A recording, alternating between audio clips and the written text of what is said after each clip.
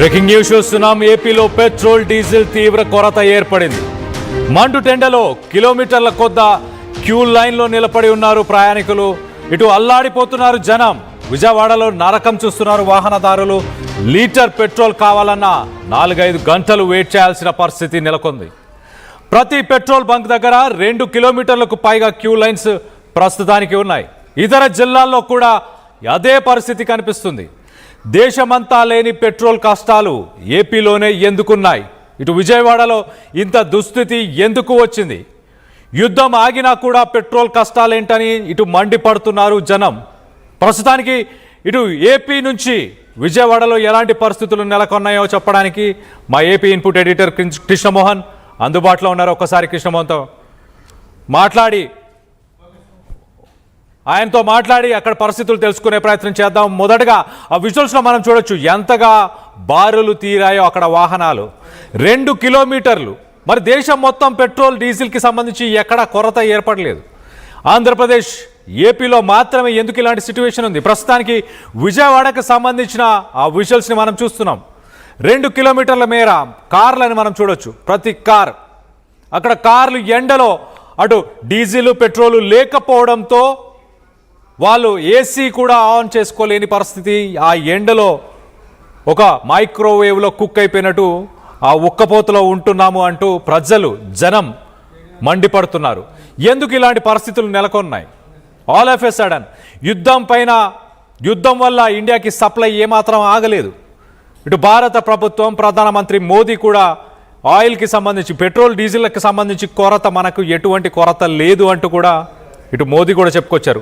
రానున్న రోజుల్లో ఎలక్షన్స్ అయిపోయిన వెంటనే పెట్రోల్ డీజిల్ ధరలు పెరుగుతాయని పుకార్లతో ఇలాంటిది ఘటన చోటు చేసుకుందా, లేక ఇతర కారణాలు ఏమైనా ఉన్నాయా?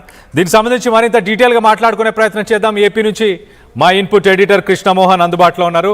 కృష్ణమోహన్తో మాట్లాడి తెలుసుకునే ప్రయత్నం చేద్దాం. కృష్ణమోహన్, చెప్పండి, ప్రస్తుతానికి అక్కడ పెట్రోల్ బంక్లో ఎలాంటి పరిస్థితులు నెలకొని ఉన్నాయి? విజయవాడలో ఎలాంటి పరిస్థితులు ఉన్నాయి? ఆంధ్రప్రదేశ్ మొత్తంగా కూడా.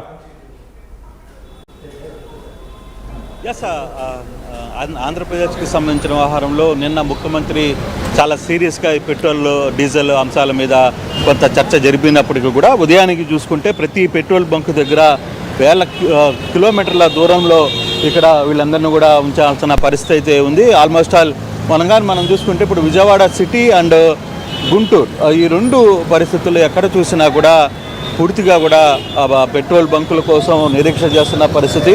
ఈ రద్దీ చూసుకుంటే పోలీసులు చివరికి పెట్రోల్ బంకుల దగ్గర పోలీసులు క్యూ లైన్లో పంపించే పరిస్థితికి మనం చూస్తున్నాం. ఇక్కడ ఎటువంటి సిచ్యువేషన్స్ ఉన్నాయంటే ఈ లైన్ దాదాపుగా ఒక 2 కిలోమీటర్ల మేర మనకి కనబడుతుంది. ఇది కంప్లీట్గా కూడా ఈ పోలీస్ స్టేషన్కి సంబంధించిన చూసుకుంటే ఎంత పొడుగున ఆ లైన్ ఉందో మనం చూడొచ్చు. దాదాపుగా ఒక 2 కిలోమీటర్ల మేర ఈ విజయవాడ పోలీస్ స్టేషన్లో, అది కూడా విజయవాడ సిటీ పోలీస్ సర్వీస్కి సంబంధించి ఒక పోలీసు వాళ్ళు నిర్వహించే పెట్రోల్ బంకు దగ్గర పరిస్థితిని మనం చూడొచ్చు. దాదాపుగా గంటల కొద్దీ తెల్లవారుజామున నుంచి కూడా పెట్రోల్ కోసం డీజిల్ కోసం వేచి ఉన్న పరిస్థితి మనం చూస్తున్నాం. పోలీసులే ఇక్కడ క్యూ లైన్లో పంపించే పరిస్థితి మనం చూస్తే, ఒకవేళ మనం కానీ చూసుకుంటే దాదాపుగా విజయవాడ సిటీలో ఉన్న ఈ పెట్రోల్ బంకులో ఎంత దూరం కార్లు వాహనాలు వేచి ఉన్నాయో మనకి అర్థమవుతుంది. కంప్లీట్గా కూడా ఇక్కడి నుంచి దాదాపుగా 4 కిలోమీటర్ల మేరకు ఈ బెంజ్ సర్కిల్ రోడ్లోని పెట్రోల్ బంకులు పూర్తిగా కూడా ఆగున్న పరిస్థితి.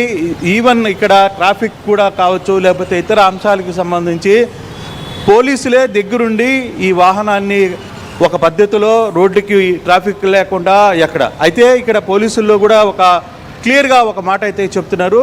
పూర్తిగా కూడా మేము పెట్రోలు పట్టించే పరిస్థితిలో లేము. ఇప్పుడు మాకు ఈరోజు 10,000 లీటర్ల పెట్రోల్ వచ్చింది. దాన్ని ఒక్కొక్కరికి ఎంతవరకు అవసరమో అంతవరకు ఈ పెట్రోల్ని పట్టించే ప్రయత్నం అయితే చేస్తున్నాం. పోలీసులు ఇక్కడ ఈ వాహనాల కోసం ఎక్కడికక్కడ కంప్లీట్గా కూడా వీటిని ఆపే ప్రయత్నం అయితే చేస్తున్న పరిస్థితి. పెట్రోల్ బంకుల కోసం పెట్రోల్ కోసం నిలబడుతున్న పరిస్థితి. మనం ఒకసారి వీళ్ళతో చేద్దాం. ఎప్పుడు ఉన్నారు భయ? ఇక్కడ దాదాపు 1 అవర్ పైన అయిందండి. లైన్లోనే ఉన్నాం. 1 అవర్ నుంచి ఎంత పెట్రోల్ కొడుతున్నారంట? 1000 అండి. 1000 రూపాయలు. ఆ. డీజిల్ దొరుకుతుందా? డీజిల్ కూడా దొరకట్లేదండి. పెట్రోల్ అయితే దొరుకుతుంది కొద్దిగా. పెట్రోల్ కూడా దొరుకుతుంది. అంటే ఈ రోజుకి సరిపోతుందా లేకపోతే వరుసగా ఎన్ని రోజులు ఇబ్బందులు పడే పరిస్థితి? అది ఏమో రాత్రి నుంచి ఉందండి. రాత్రి నుంచి లేదు, ఆయిల్ లేదు. మళ్ళీ కొన్ని ఇప్పుడు విజయవాడలో కొన్ని బంకులన్నీ ఆపేశారు కంప్లీట్గా. ఆ బందర్ ఒకటో రెండో బంకులు ఉన్నాయి సార్, అదే. అంతే. సో ఇక్కడ విజయవాడ చూసుకుంటే ఓవరాల్గా బంకులన్నీ కూడా ఆపేసిన పరిస్థితి. ఒకటి ఈ పెట్రోల్ బంక్ కూడా ఎందుకు